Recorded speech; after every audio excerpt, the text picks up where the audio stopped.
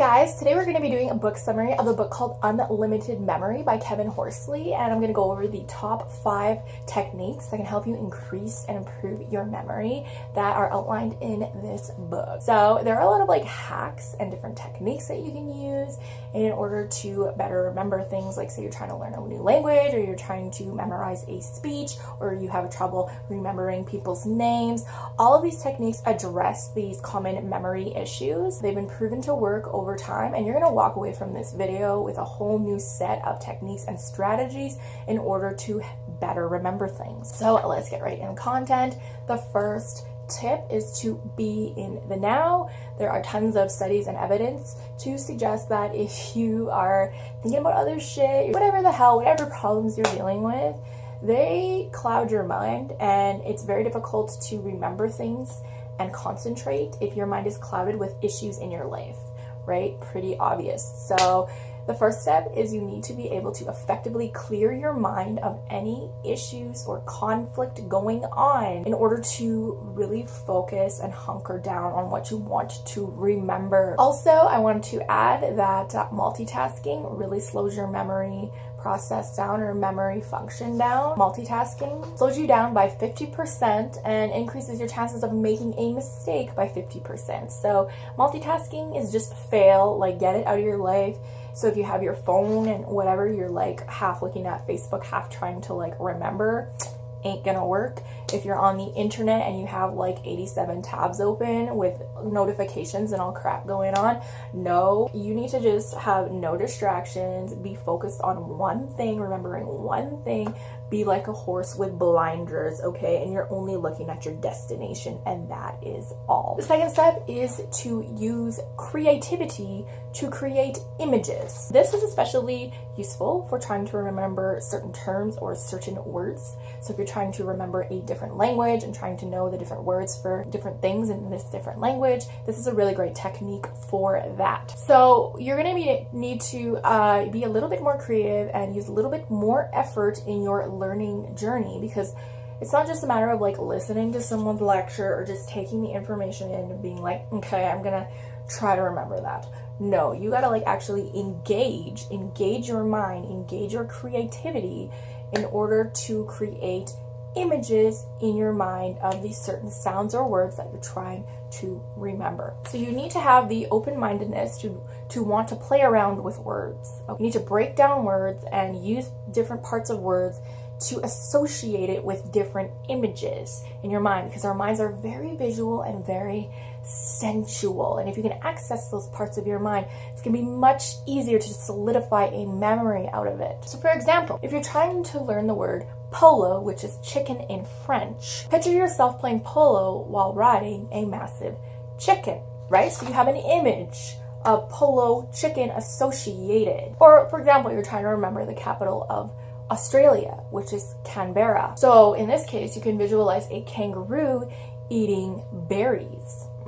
Canberra. So it's going to take some practice to start thinking in this way, but it's going to make the process of remembering things much easier, and it's one of the most foundational techniques for remembering things, is being creative about it, breaking things down, and associating a visual picture of it. Now, to make these pictures or images more exciting, you can use the SEE method, S-E-E. So S-E-E stands for senses, S for senses. So say you're trying to remember the word horse, right? Horse. It's important that you really visually invest in the sensual experience of a horse. You imagine how the horse's fur is. You imagine how the horse smells. You imagine how it feels, the texture. You might even imagine how it tastes. Try to really incorporate your sensual experience in these images, because it's going to help you remember. Next is E for exaggeration. So you really want to jazz up the horse, okay? Just the horse, pretty bunk. Are you really going to remember that?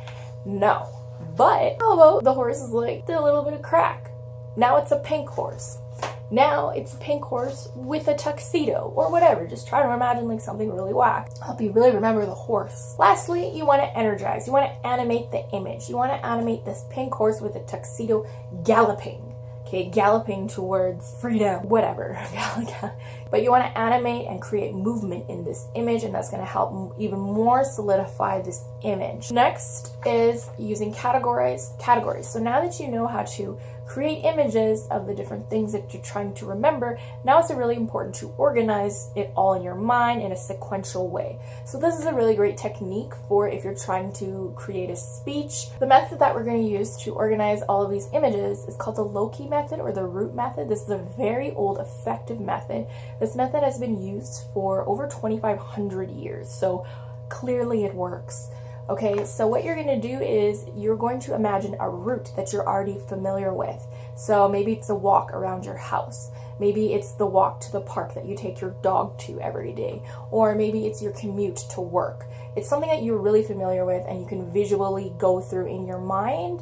Then you're going to attach these images to certain parts on this route. So say you're walking around your house. In your kitchen, you're going to have these three images or points in your speech.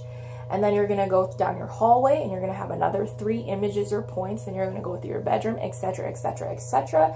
And this method is extremely effective because it helps you remember every single point, but also in the exact order that you want to remember these points. The author used this very method, the Loki method, in order to memorize the first 10,000 digits in the number pi. Pretty insane.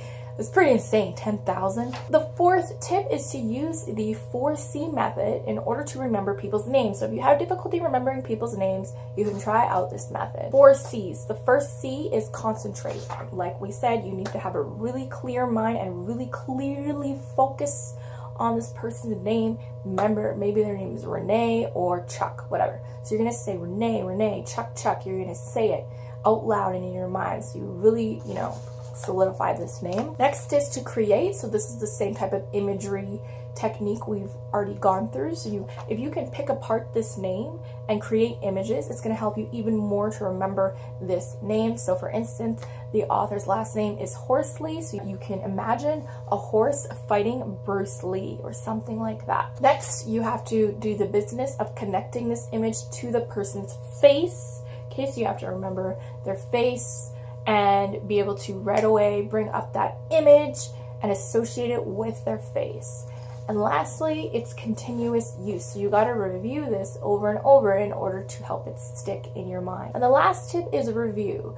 Okay, so the author did some research and he found that the average graduate who went to school for 12 years every day, except for summers of course, they only remembered the equivalent of 3 weeks worth of lessons in 12 years of school. Okay, so clearly we're not very good at retaining long-term things in our memory or retaining things in our long-term memory.